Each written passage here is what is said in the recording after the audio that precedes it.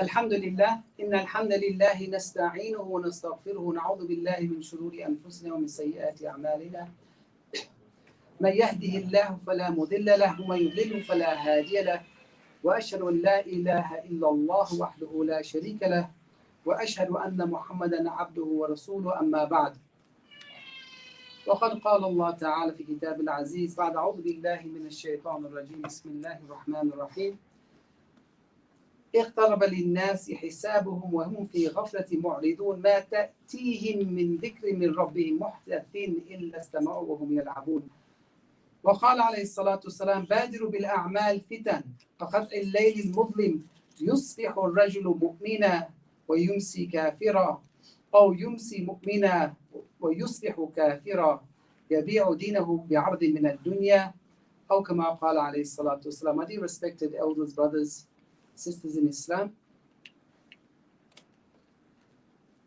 when Allah Ta'ala created, He created things with different intentions in mind. Now we have to understand that there are three types of existence.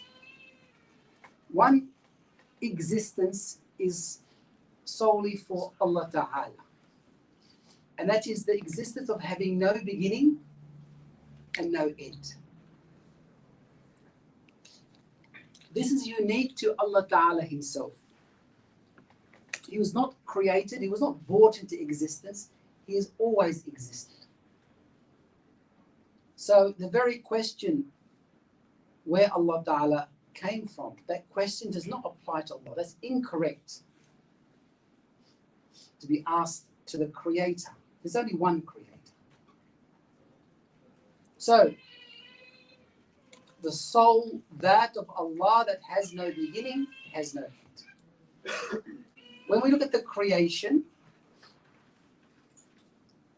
there are creation that has a beginning and an end. For example, the animals on this earth, they serve a purpose, they have a beginning, they have an end.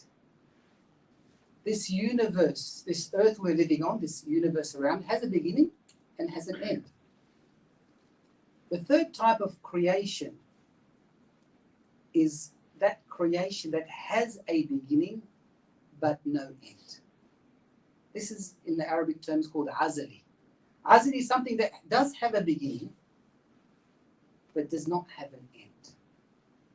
And the example of that is mankind. Jinn kind.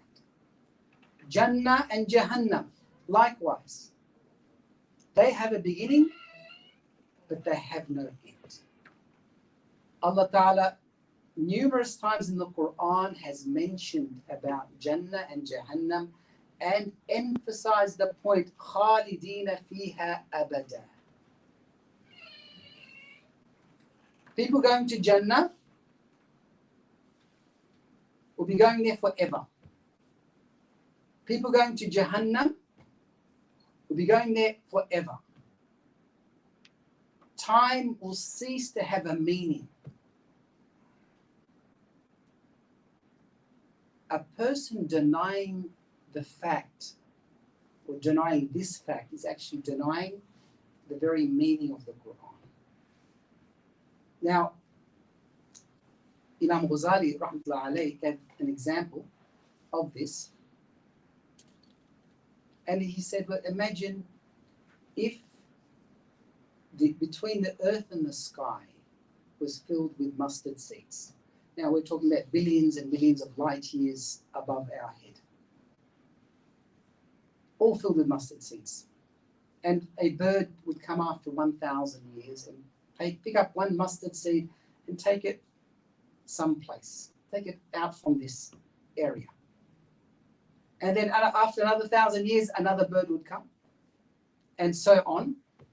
Now, he says that it will take an extremely long period of time, but there will come a time that a bird will come to pick up the last mustard seed and take it away.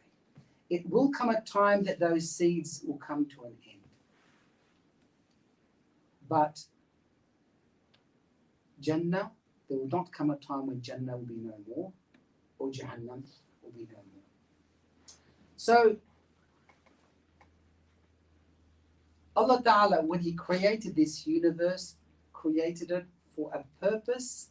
Once that purpose is completed, then Allah Ta'ala will destroy this entire universe. Now, the knowledge of Qiyamah and the Day of Judgment is only known to Allah Ta'ala. Rasulullah sallallahu alaihi wasallam was informed of future events, things that will happen as Qiyamah will get closer and closer. Some narrations, some of the hadiths aren't strong on this point, but we can still accept some of these hadiths. It says that Qiyamah will come in the month of Muharram. And another hadith mentions it will be a Friday. But which Muharram, which Friday? The knowledge is only known to Allah Ta'ala. What is mentioned is that when Qiyamah does begin, it will take everyone by surprise. يَسْأَلُونَكَ عَنِ السَّاعَةِ أَيَّانَ مُرْسَاهَا. Allah Ta'ala says in this verse that they ask you, because the disbelievers, when Rasulullah sallallahu alaihi wasallam went to the disbelievers, now the disbelievers of Makkah, actually they did believe in Allah. But they used to ascribe partners, idols, to Allah Ta'ala. They said Allah Ta'ala is there, but this idol controls the rains, and this idol controls fortune, and this idol does this and does that. So they had the concept of believing in Allah but ascribing partners. What they didn't have the concept of was the life of the hereafter and the Day of Judgment. So when Rasulullah sallallahu alaihi wasallam started informing them, beware of the Day of Judgment, that day is coming. The Day of Account. They say, Ayyana Mursaha. When? Tell us when. Give us the date. So Rasulullah sallallahu alaihi wasallam, إِنَّمَا عِلْمُهَا عِنْدَ رَبِّي. Says, the knowledge of the Day of Judgment is with my Rabb and with my Rabb alone. لَا يُجَلِّيهَا إِلَّا لِوَقْتِهَا. He will only bring it to being at its appointed time. فَقُلَتْ فِي السَّمَاوَاتِ وَالْأَرْضِ لَا تَأْتِيكُمْ إِلَّا بَغْتَةً. The heavens are weighed down with the burden of this. But what Allah Ta'ala does say, when it comes, it will come all of a sudden. Another hadith of Rasulullah sallallahu alaihi wasallam is the hadith where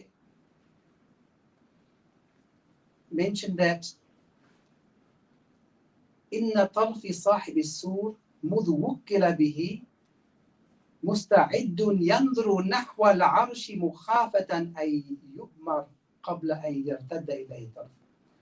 Says that صاحب السور is Israfil alayhi salatu wasalam. From the time Allah Ta'ala created Israfil alayhi salatu wasalam, now Israfil alayhi salam was created for only one purpose.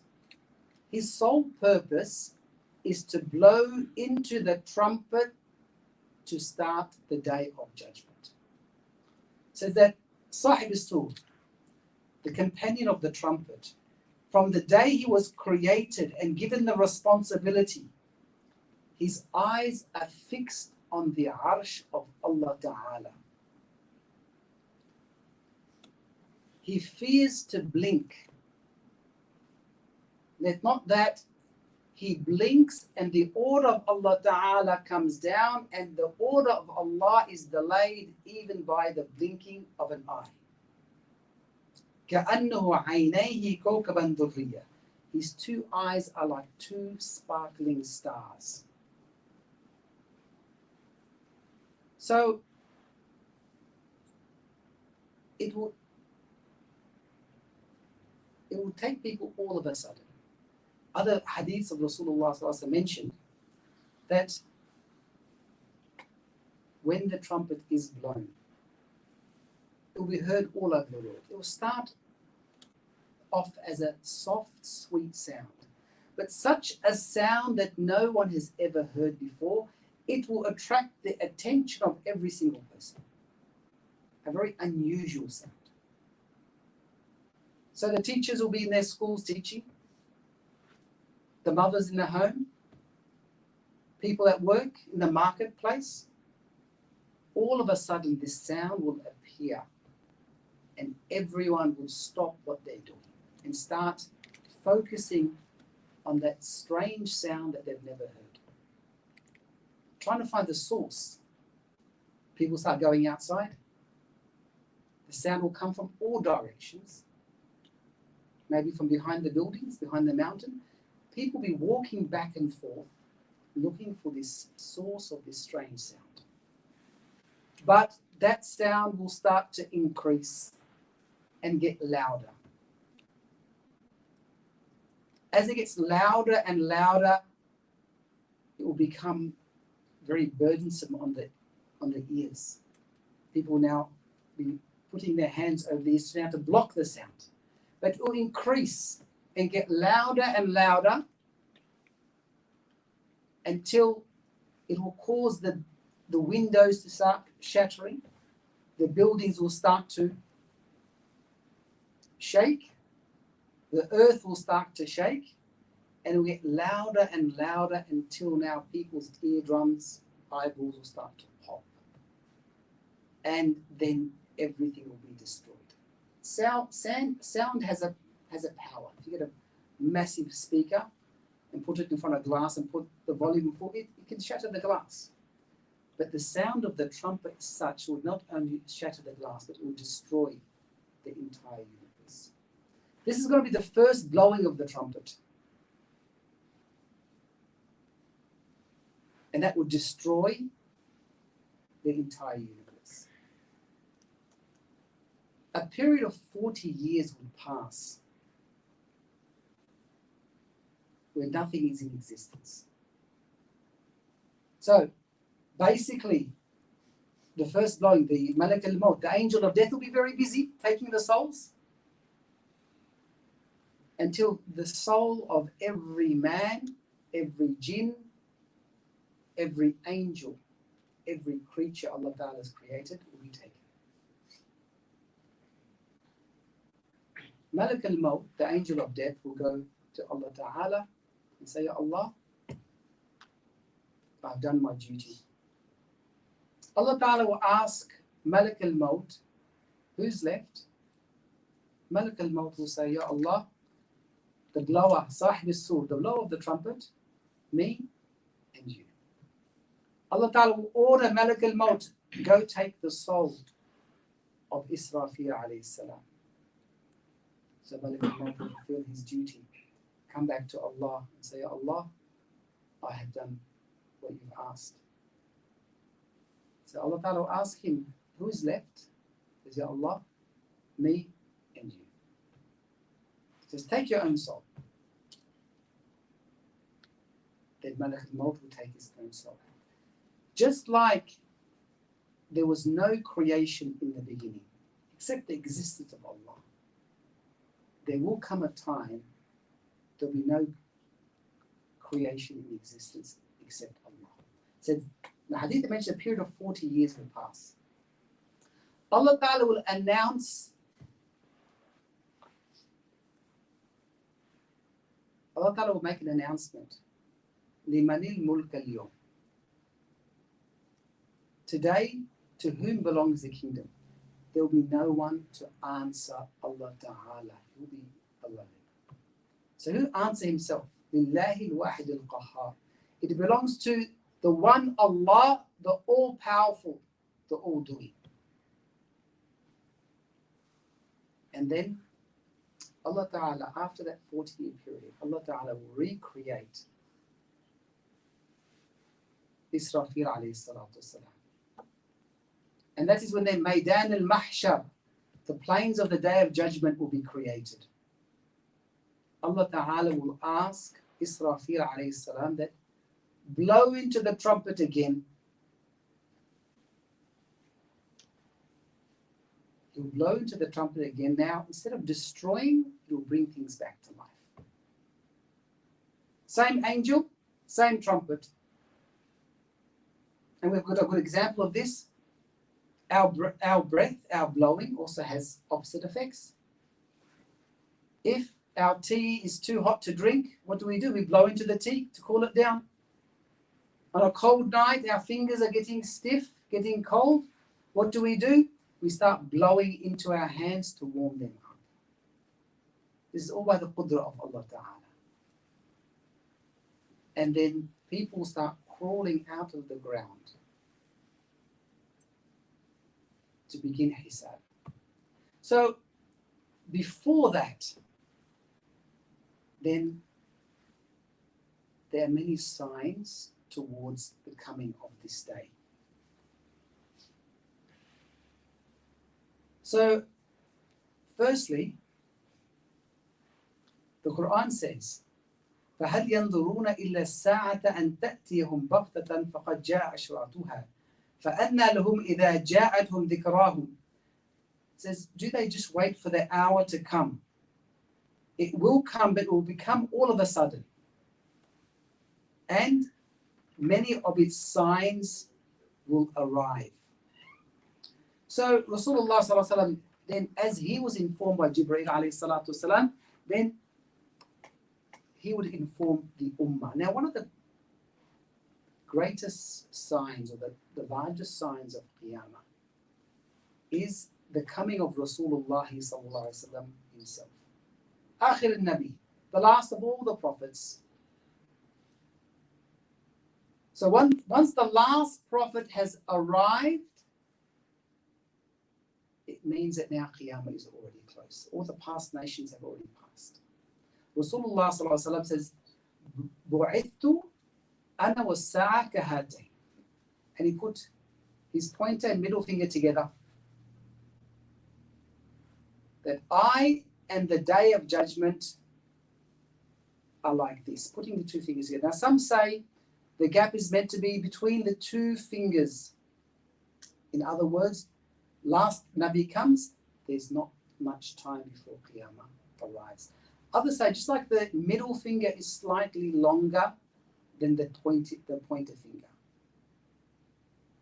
So the majority of time has passed. Now that little gap between the pointer and the middle finger, only that much time is left. So Rasulullah sallallahu alaihi wasallam then basically advised us about the Sa'ah. Now, we don't have to worry too much about when Qiyamah will arrive. Because in one hadith of Rasulullah sallallahu alaihi wasallam, he said, "Man mata faqad qama qiyamatuhu," or kama qala alayhi salatu wasalam. When a person dies, his Qiyamah has already taken place. In other words, his deeds are now sealed. His books are closed. There's no more or less that he can do anymore. So we have to just prepare ourselves, and we don't know when death is going to come. So really, a person's death is his own Qiyamah. And the actual Qiyamah, when everything is destroyed, there will be people at that time, and they have to face that. If it's in our time, we'll see it. If it's not, it'll be for the people in the future generations. So one of the important facts to speak about Qiyamah is that actually one narration of Rasulullah sallallahu alaihi wasallam says that closer to Qiyamah, the ulama will start speaking less and less about the signs of Qiyamah. So that is actually in itself a sign of Qiyamah, is that the ulama will start speaking less about the signs of Qiyamah. Now, we'll mention inshallah ta'ala some of these signs. Rasulullah sallallahu alaihi wasallam did give us some advice. And he said, بادروا بالأعمال فتن كقطع الليل المظلم. Says, hasten towards good deeds. Now, throughout the Quran, whenever Allah Ta'ala speaks about good deeds, He always tells us to hasten. يا أيها الذين آمنوا إذا نودي للصلاة من يوم الجمعة فاسعوا. When the adhan for the Friday prayers are announced, فاسعوا, hasten, don't delay. إلى ذكر الله وذروا البيع. Hasten towards the dhikr of Allah and leave the trade, leave the business. That can be done later. Whenever he speaks about dunya, فإذا قضيت الصلاة فانتشروا في الأرض. Intishar means to flow back. Once the salah is done, then you can go back. Now, there's no haste anymore. Haste is always towards good deeds. And this is the biggest trick of shaitan. The biggest trick of shaitan is the shaitan will never tell us not to do good actions. He won't say, don't pray, don't give zakat, or don't give charity, don't do this good deed. He won't say, he'll say, delay it. Not now, later, heaps of time. The whole salah just entered now. You got a whole 3 hours. Wait, what's the hurry? The shaitan's biggest trick is not now, tomorrow. Want to do some form of charity? Why today? Leave for tomorrow. And the advice of our Creator, our Rabb, is when good deeds come in, then hasten. One of the most beloved actions in the eyes of Allah Ta'ala is as-salati ala waqtiha. One of the most beloved deeds to Allah Ta'ala is praying salat in its correct time. The best time, now it doesn't have to be as it enters. So if Dhuhr enters at 12:15, it's not as soon as it enters. The first quarter of the time is considered to be awwali waqt, is the best time. The second third is then still acceptable, very much so, but not preferable. The third of the time is we're really actually now delaying it for unless there's a valid reason behind that delay. So, بادر بالأعمال فتن. Hasten towards good actions and good deeds before anarchy, corruption spreads throughout the earth. كقطع الليل المظلم. Just like the dark night overtakes the day. And that's why we're thinking about the Maghrib Salah. The sunnah of the Maghrib Salah is not to delay at all. As soon as the sun sets, we should pray our Maghrib Salah. We should not delay it. Because once the sun sets, the light of the sun is still there, but very quickly it turns into night. Before you know it, it's pitch black. Rasulullah ﷺ saying in this hadith, when the anarchy and corruption starts to overcome this earth, it will overcome this earth in such a way that night overcomes the day. Before you know it, it's covered the entire earth. It will get to such a point. يُصْبِحُ الرَّجُلُ مُؤْمِنًا وَيُمْسِي كَافِرًا. Anarchy and corruption will spread to a point. A person will be a believer in the morning. By sunset, by the evening, he'll be a disbeliever. وَيُمْسِي مُؤْمِنًا وَيُصْبِحُ كَافِرًا. Or that person is a believer in the evening, after sunset. Before the sun rises in the morning, you already become a kafir. يَبِيعُ دِينَهُ بِعَرْضٍ مِنَ الدُّنْيا. Dunya, the love of wealth, comfort and ease, will be so dominant in our lives that he is prepared to sell his iman for something of this dunya, something of this world. So, the signs which Rasulullah sallallahu alaihi wasallam has informed us about. And this is in a very known hadith of Jibreel alayhi salatu wasalam, where Jibreel alayhi salatu wasalam came in the shape of a man. So it's known as Hadith Jibreel. He came in the shape of a man. The Sahaba didn't recognize him, but what they did notice, that this person, firstly, no one knew him, wasn't from the locality. Mentioned that his clothes were extremely white, his hair extremely black. لا نرى أثر السفر عليه. We didn't see any signs of traveling on him. Normally people, especially when they're traveling by camel, by horse, through the deserts, they're normally covered in dust. It's not as he's a traveler, but none of us recognized him. He came up to Rasulullah sallallahu alayhi wasallam and sat right in front, so his knees were touching the knees of Rasulullah sallallahu alayhi wasallam, which they became astonished. They said, who's this person here? We don't dare to even come close to the Prophet sallallahu alaihi wasallam. Out of respect and awe and honor of the Prophet sallallahu alaihi wasallam, we'd always keep our distance. But this person walked right in, and sat in front in such a way, his knees was touching the knees of the Prophet. Then he put his hands on the thighs of Rasulullah sallallahu alaihi wasallam. And then he started asking questions. Now the relevant ones here to the topic. He says, أخبرني عن الساعة. So he said to him, tell me about the hour, Qiyamah.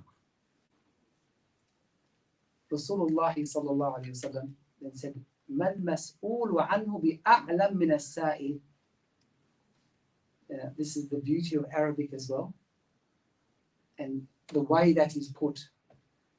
He says, the person being asked the question has no more knowledge than the person asking the question. So then he agreed with him. Now the Sahaba saying, subhanAllah, he's asking the question and he's agreeing to the answer as well. So then he said, فَأَخْبِرْنِي عَنْ أَمَارَاتِهَا. Okay. You don't know when the hour is, tell me about its signs.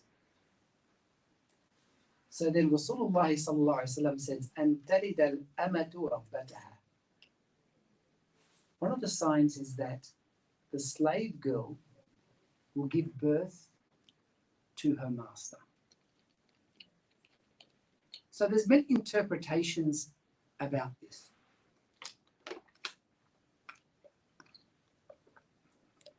Some of the ulama would say that children will start becoming disobedient to their parents.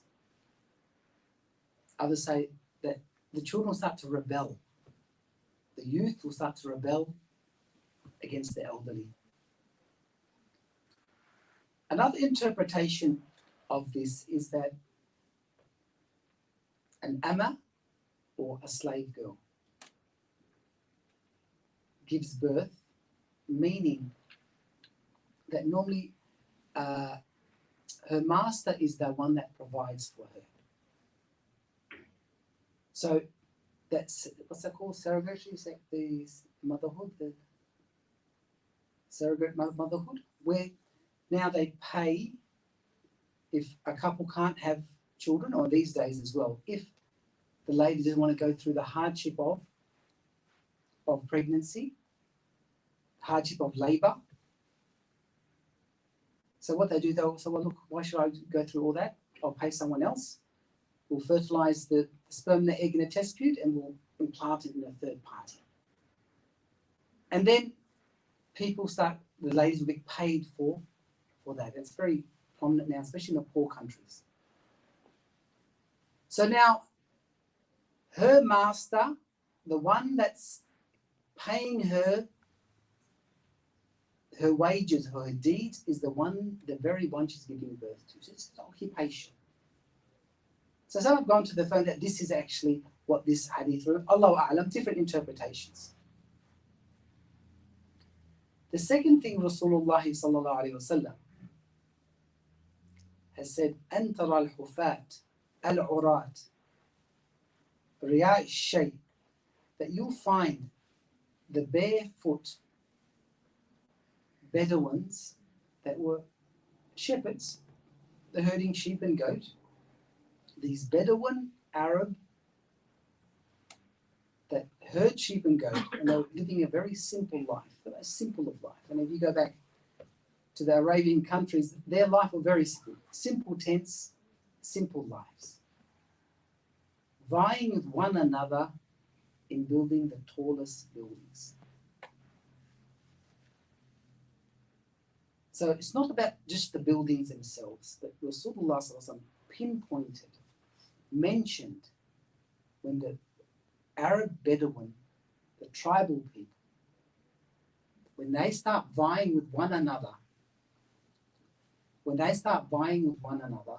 in building tall buildings, this is a sign that Qiyamah is close. The tallest building in the world? Burj Khalifa in the Emirates. The second tallest building in the world? Makkah. And now they're planning to break the 1 kilometer barrier in Riyadh. So I think Burj Khalifa is about 887 meters, something like that. And the 1 kilometer barrier has never been broken, but the plans are already there. The structure is now in progress, being built. So there are also minor signs and major signs. We'll just touch on those. What time do you have to finish, Papa? 15 past. So, small signs and the large signs. Many signs have passed already. One of the signs is the splitting of the moon. This happened in the time of Rasulullah sallallahu alaihi wasallam. اقتربت الساعة وانشق القمر. In the Quran, Allah Ta'ala says that اقتربت الساعة, Qiyamah has become close and the moon has been split. This happened in the time of Rasulullah sallallahu alaihi wasallam. I'll just touch on the incident, and that is the desire of Rasulullah sallallahu alaihi wasallam for the disbelievers of Makkah to become Muslim, that he would try in every possible way to bring them to Iman. So they used to put challenges onto him. One of them said, okay, if you're the true prophet, you have miracles. Split the moon into 2 pieces and we'll believe. Now Rasulullah sallallahu alaihi wasallam, he desires them to save them from the hellfire, to get them onto Iman. So he said, well, this is not in my control. I will do what is in my control. I'll make a dua to Allah. He made a dua. Allah Ta'ala accepted his dua. He indicated with his finger towards the moon. The moon split into 2 pieces. The 2 pieces started to fall away so that everyone can see clearly that the moon is now in 2 pieces. Then it came back together. This is the splitting of the moon. There are other interpretations. Some say that in Shaq al-Qamar, that the Qamar, these verses mean that the Qamar, the moon, is scratched. So when they said that they've gone and landed on the moon and they started to dig away at the earth, it refers to that. But the more accepted opinion is what happened in the time of Rasulullah sallallahu alaihi wasallam. But anyway, after they seeing this miracle with their own eyes, it shows you how much disbelief. I mean, the people of Iman in the time of Rasulullah sallallahu alaihi wasallam there were mountains of Iman, very strong. But also the disbelievers were very staunch as well. So they can see something with their eyes. No, you've done, that didn't really happen. It was some magical trick. You tricked our eyes, whatever the case may be. So the splitting of the moon, there was the fire of Hijaz, and there's a surah called Surah Dukhan. So there's a massive fire. Other people say that Surah Dukhan refers to a great war that will happen towards end times, where the intensity of the war is such that it would cause a great smoke to go over the region.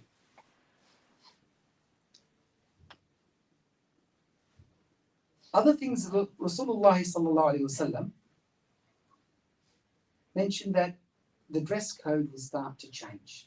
Now, we only have to look up until the 1930s, 1940s.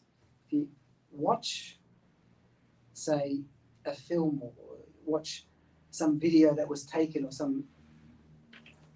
in those days, you see that the dress code all over the world was very similar. Even in the non-Muslim countries, the ladies used to wear long garments. It was even up to the 1940s. Christian women used to cover their hair when they entered the church. And head covering was not only for Muslims, it was a practice practiced all over the world. So we had traditional dress code up until the 1920s, 30s, things started to change. Until Rasulullah sallallahu alaihi wasallam said that towards end times, women will be dressed yet naked. So the dress code, what would not be acceptable, would all suddenly become acceptable. So clothes has two purposes. One is to cover the skin. So if you wear something see-through, it's in the hukum of a naked person. So one is to cover a certain amount of the body, to conceal the skin. The other is to conceal the shape of the body. And this is not only for ladies, for men as well. We have dress codes as well. So basically, if a person is wearing see-through clothing, then basically they are not dressed, they're naked. If someone's wearing tight clothing, every curve is showing, they are actually in the hukum of being naked. And that is something for the men to consider. Pants in the time of Rasulullah, he never wore pants. He always wore a izar, lungi. But they were brought in front of him, and he said they are acceptable, but they need to be loose. So people wearing skin-tight jeans, skin-tight clothing, and, well, the salah may not be even correct in skin-tight clothing as well. So, well, we just need to go out in summer to see this one here. Other things that said that time will have less barakah. Time will contract. This has different meanings. One is that people used to get so much accomplished. Now the day is gone. Where did the day go? Others say time will contract. Things that used to take a long time. Travel. If you want to go to Sydney, in the olden days, it would take a month or two. Now, onto the plane, they're in 4 hours. People take, to make a pair of shoes, okay? A cobbler would sit there and in a day, he can make maybe 3 pairs or 4 pairs of shoes.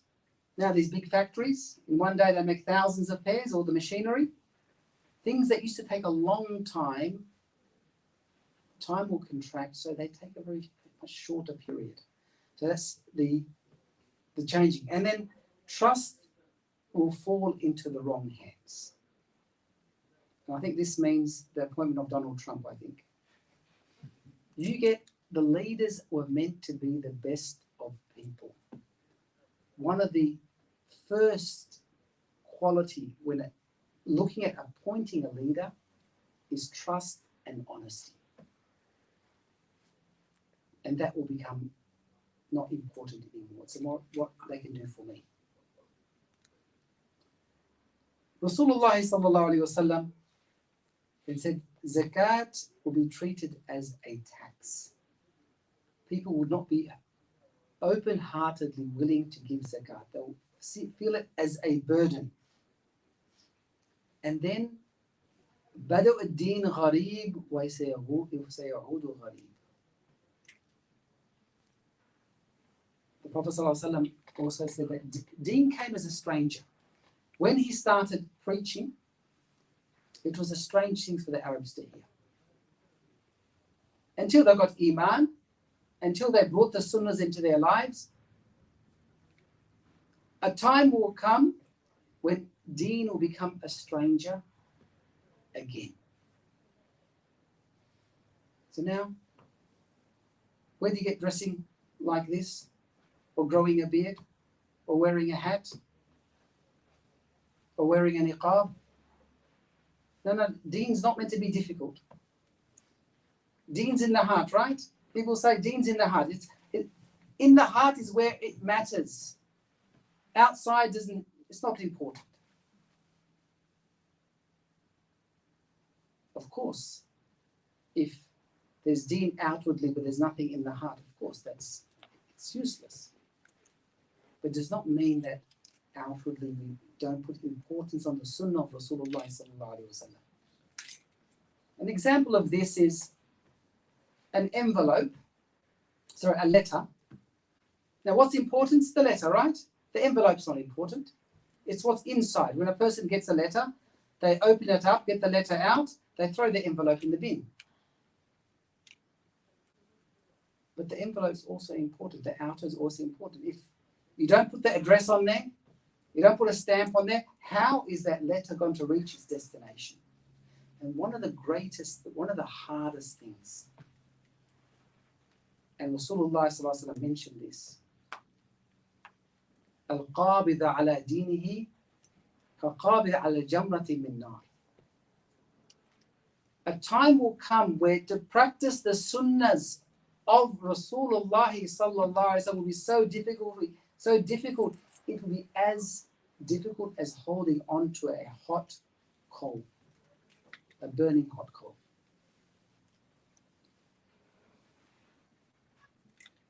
Then mentions that interest will be such that if we're not burnt by it, we'll be affected by its smoke. And then to a point, the dunya will be so important to the people, as I mentioned in the hadith of Rasulullah sallallahu alaihi wasallam, that they'll be prepared to sell their iman for the benefit of this world. Now, just to touch on some of the major signs. Firstly, towards end times, Muslims, as mentioned by the Prophet ﷺ, will be great in number. Hadith, the meaning of Rasulullah ﷺ said there will come a time that the disbelievers will be sitting around the Muslim, pecking at them, just like people put food on the sufra, on the dastakhan, on the table spread, and peck at that food. So the Sahaba were astonished. So, Ya Rasulullah, the Muslims, surrounded by the disbelievers, being pecked at just like people peck at the food. At that time, would they be very small in number? Rasulullah said no. There'll be great numbers. But they'll be great in numbers, but they'll be like the foam of the sea, having no effect. The waves of the ocean pushing that foam back and forth. No effect. So at that time, the people, the Muslims, they will not have a leader. The Khilafah of the Ottomans finished in the 1920s. So from the 1920s, we actually have not been with an official leader of the believers. Rasulullah sallallahu alaihi wasallam will say that then Allah Ta'ala will send a leader to the believers. His name will be as my name is Muhammad. And his father's name will be as my father, Abdullah. And it will be from the progeny of Rasulullah sallallahu alaihi wasallam. So this is the arrival of the Mahdi.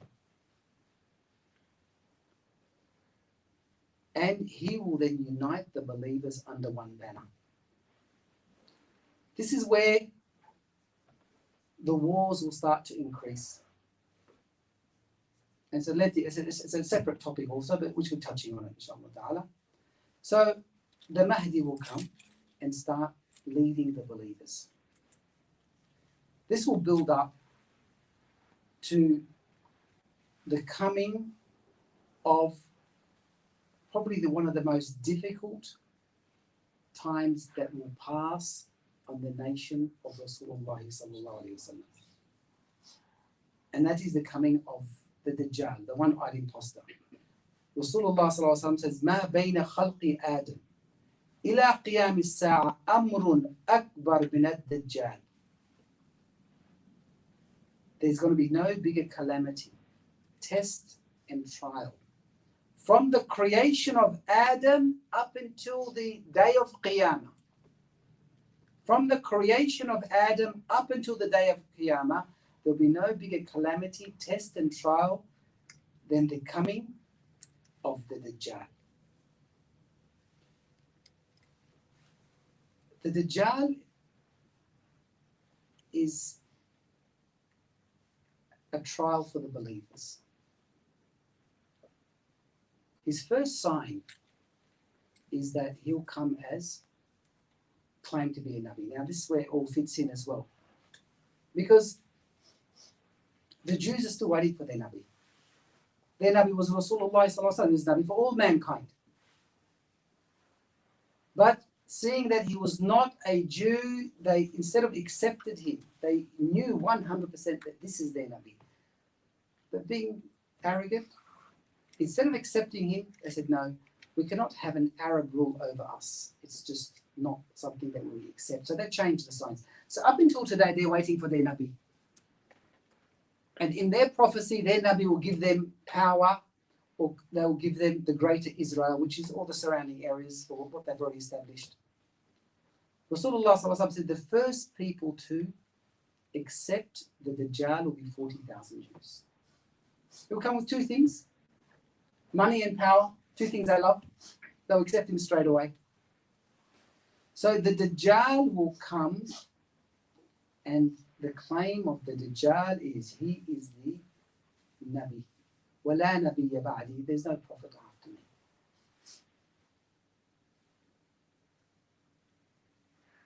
Then this will be a time of trial, test, and difficulty. Rasulullah sallallahu alaihi wasallam says, if the Dajjal, we were speaking to the Sahaba at that time, if the Dajjal comes and I'm with you, I'll be your protector. If he comes after you, every person must protect himself. The advice of Rasulullah sallallahu alaihi wasallam, firstly, would be, if you hear of the coming of the Dajjal, go to the mountains. Leave the cities, leave the towns. Because no one will be able to stand up to the anarchy of the Dajjal, the corruption of the Dajjal. So go to the mountains. Maybe that's where there's no Wi-Fi, right? In the mountains, there's no Wi-Fi. The towns have still got Wi-Fi. And this is a big connection here as well. I mean, now it's a global world. Everyone's got the world at their, on their fingertips. And I've read an article that actually what they're doing, they're making these budget mobile phones for the poor countries. I think they sell for $40 American. Very basic, and also an illiterate person can actually use these phones. Big icons, and they use mostly numbers and pictures. So through that, they can learn, even though they cannot read or write. So they're making this, and then they're extending the Wi-Fi to remote villages. Even they haven't got running water there. They haven't got electricity there yet, but they've got Wi-Fi. And what they do with the mobile phones, now you can buy these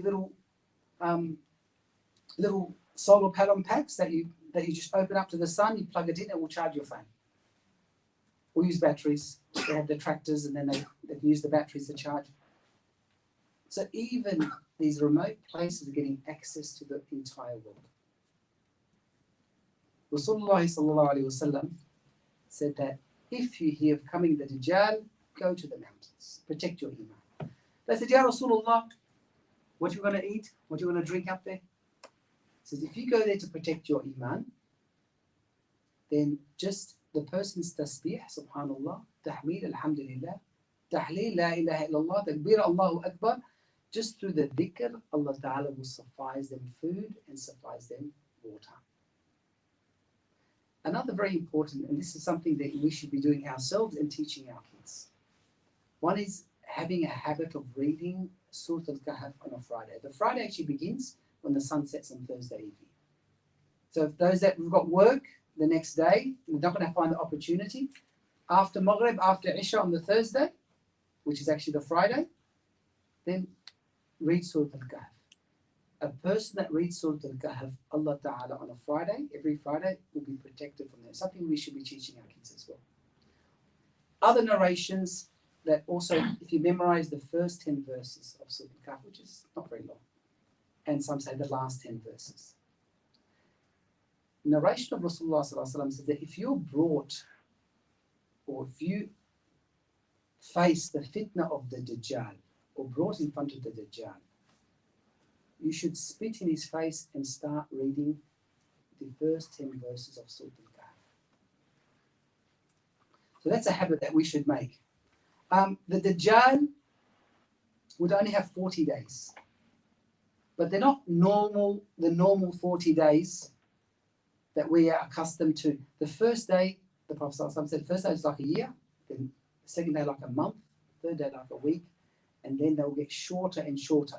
So the days after that will keep getting shorter until the final days of that 40 day, that they become so short that a person entering Medina in the morning, he would not cross Medina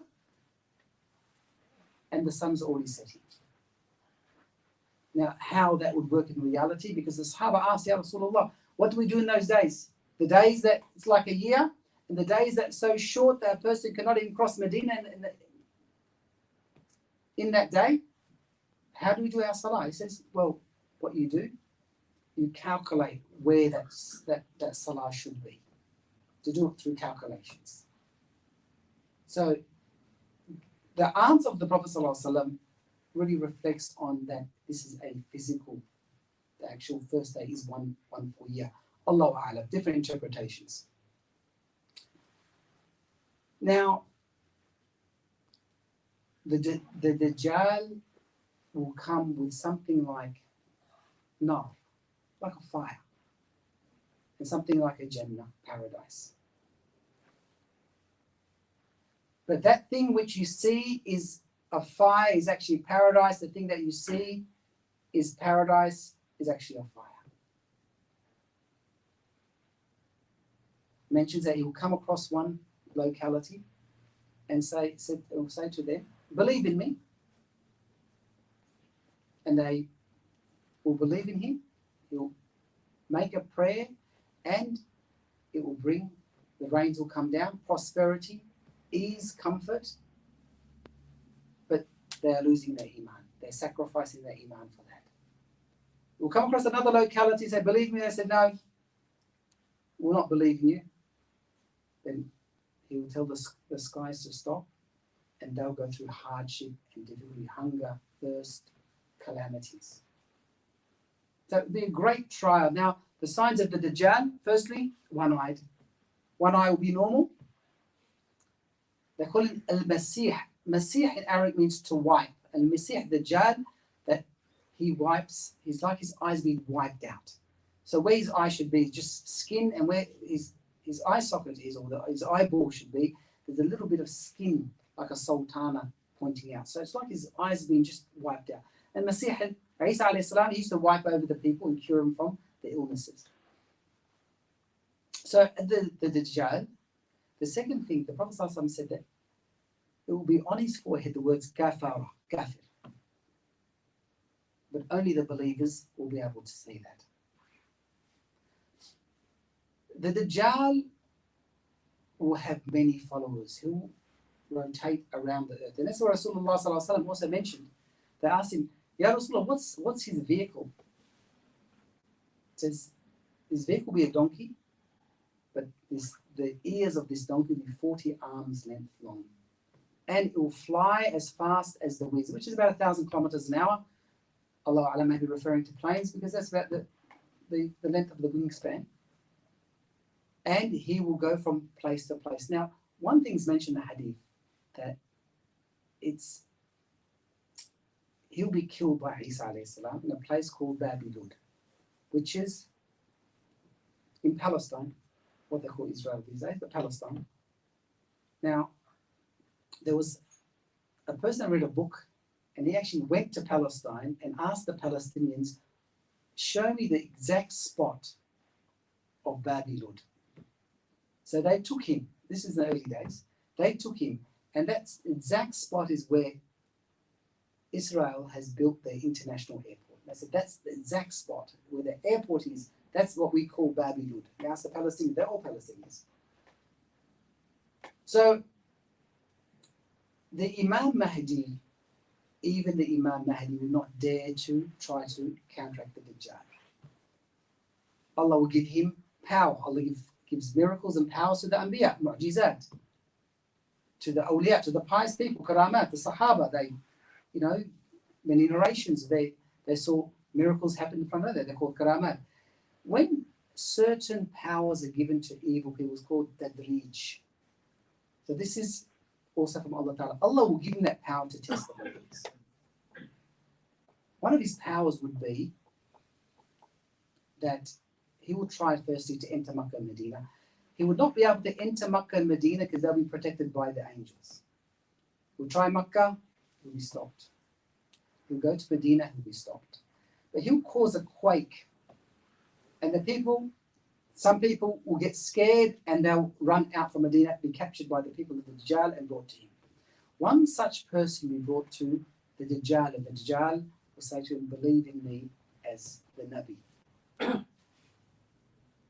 So he said, no, I know who you are, you're the Dajjal. He said, bring me a sword. He'll chop him into two. You'll see two parts will be cut in half on the ground. He'll walk in between those two parts, pull him back together and say, come back to life, and he'll come back to life. At that time, the Dajjal will change his claim from being the Nabi of Allah to being Rabbul Alameen and get people to start worshipping him. This person now, he will say to this person that he's chopped in half and brought back to life, now do you believe who I am?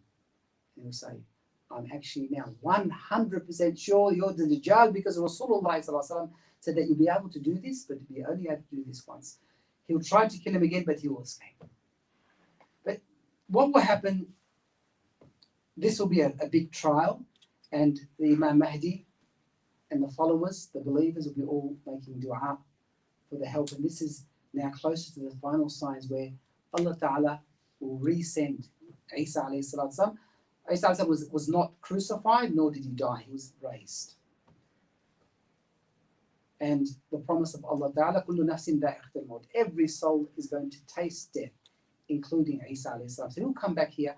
One is to, because he hasn't tasted death, and every soul must. And that's the promise of Allah Ta'ala. Second mission is he'll be sent to kill the Dajjal.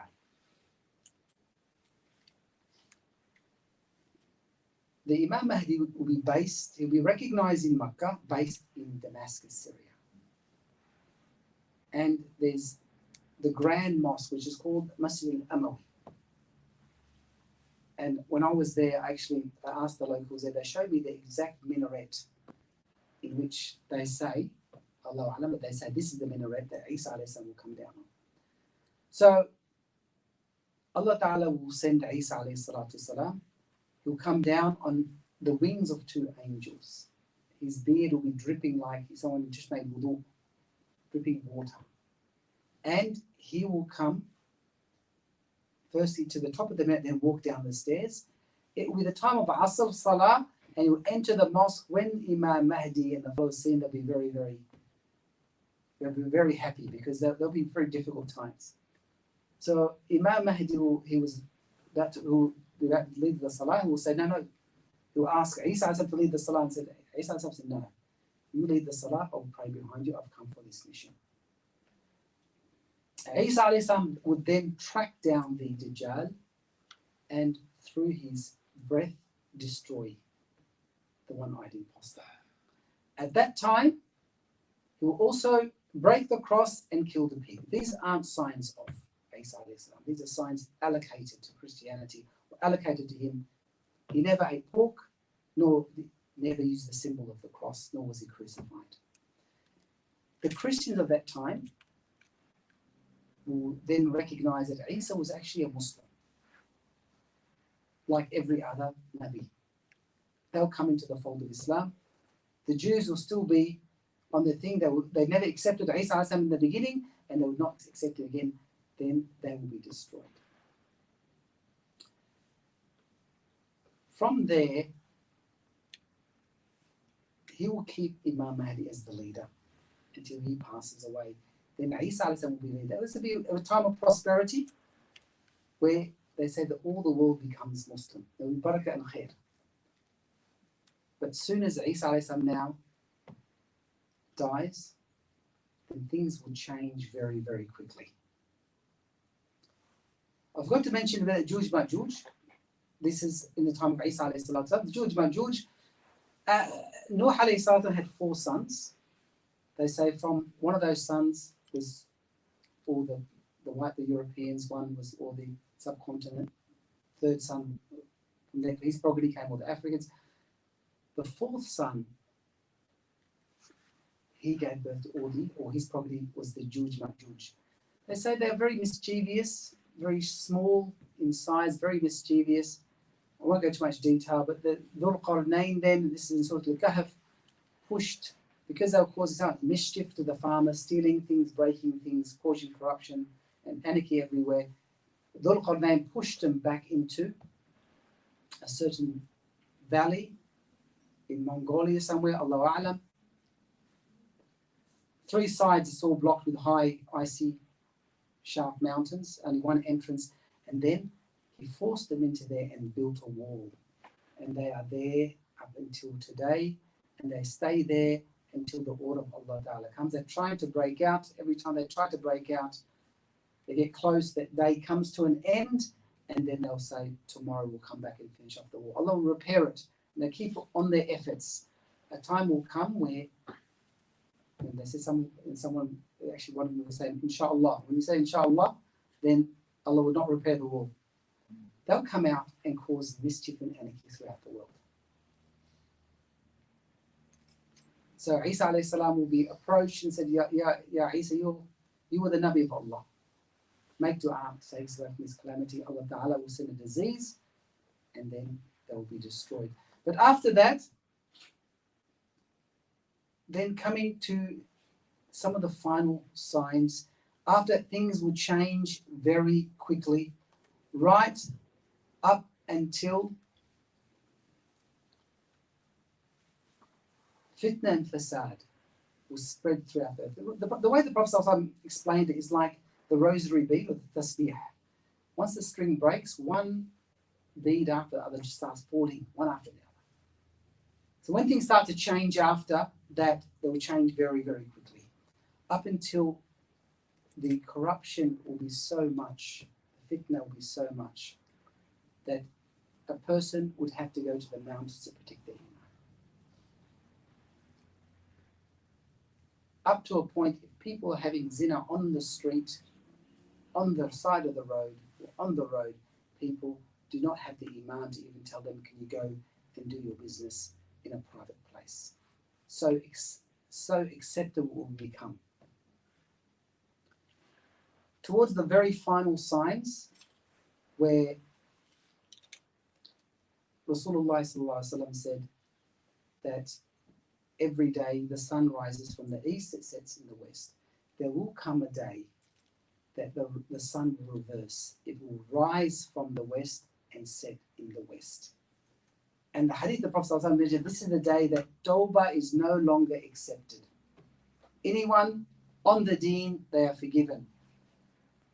Off the deen, then their tawbah is no longer accepted. This is a sign of tawbah no longer accepted.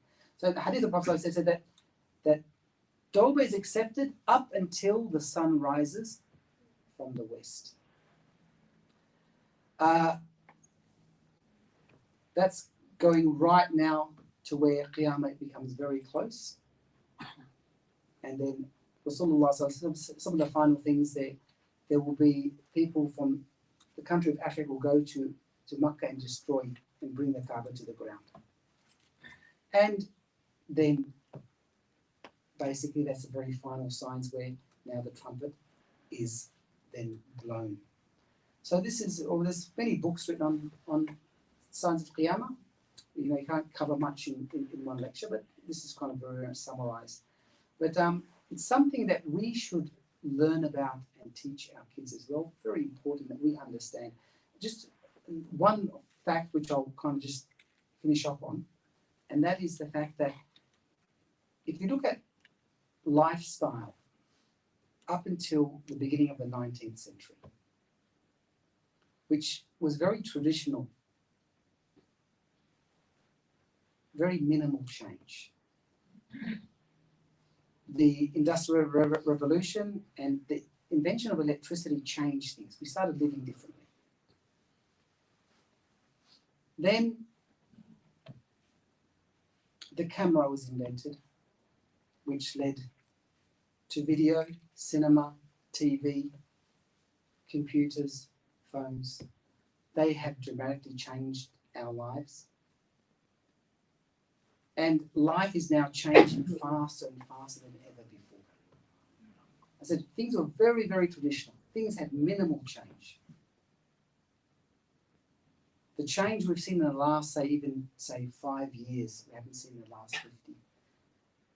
Change in the last 10 years, we haven't seen in the last 100 years. It's just changing constantly.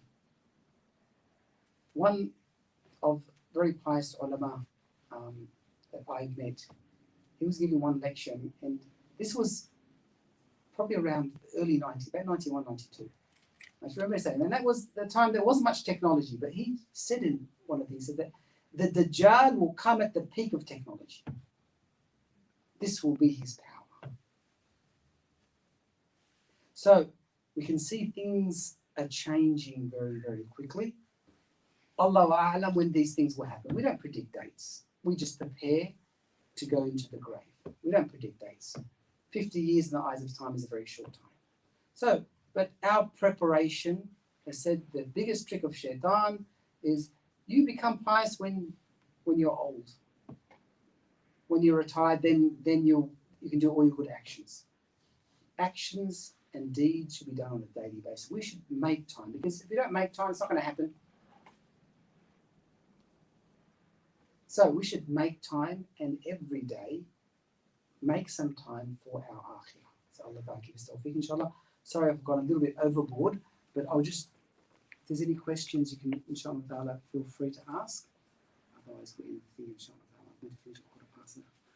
Any questions at all, brothers? There is one question is there. Or sisters? Sorry? Or sisters if they have questions. I think they're over that side.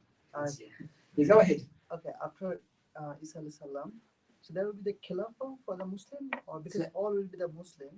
Right. After the Isa alayhi salam passed away, like he died. Yeah. So there will be the khilafah for the Muslim. The Khilafah means like a leader of the Muslim, because all Khalifa. Khalifa, yeah. All right. So he'll be the leader, yes. So after Isa alayhi salam, well, I don't know what happens there, but what the Prophet ﷺ did say is that after that, after Isa alayhi salam is taken away or he dies, then things will start reversing again.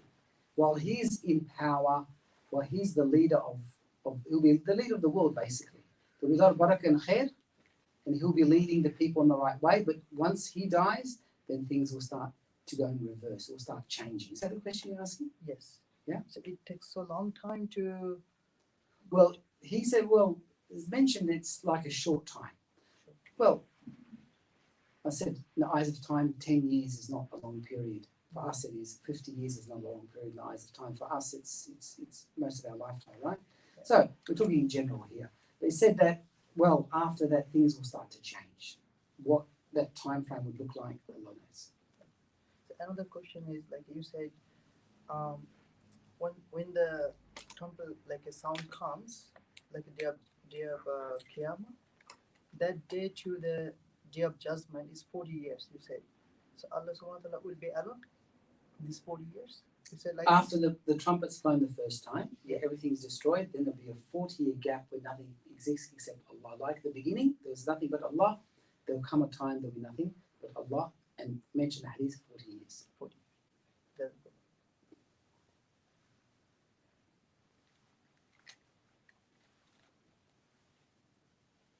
Okay?